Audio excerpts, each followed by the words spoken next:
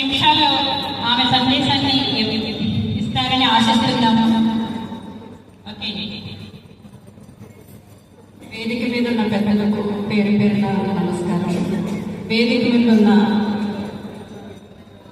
ముందున్న మహిళలందరికీ కూడా నా నమస్కారం తెలియజేస్తున్నాను.